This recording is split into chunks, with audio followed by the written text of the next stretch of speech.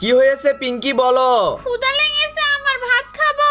তাহলে তোমার আম্মুকে বলো। আম্মু তো নাই বাড়িতে, তুমি আমাকে রান্না করে দাও। দূর, আমি পারবো না রান্না করতে, দেখতেছো না ঘুমাচ্ছি। তুমি তো একটা মেয়ে মানুষ, নিজেই রান্না করতে পারো না। ঠিক আছে পাপা, রাগ হও না, আমি গিয়ে দেখি কিছু রান্না করতে পারি কিনা।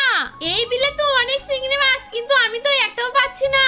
আরে ভাবি, এই পাশে আসো, এখানে তো অনেকগুলো চিংড়ি মাছ। হ্যাঁ নাকি, পেছনেতে তো অনেকগুলো মাছ পড়েছে, চলো আমরা এখন বাড়িতে যাই। মাম্মি তো বাড়িতে নেই, এই ডিমগুলোকে ভেঙে দেখি কিছু বানানো যায় কিনা।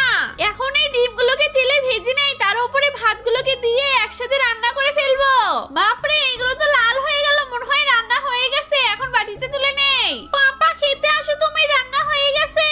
ওয়াও পিঙ্কি, তুই তো অনেক সুন্দর রান্না করেছিস। এই তোমরা এখানে বসে কি খাচ্ছ? পিঙ্কি রান্না করেছে, তাই খাচ্ছি আমরা। শয়তান ছেলে, তুমি এইটুকু মেয়েছে রান্না করে নিয়েছো।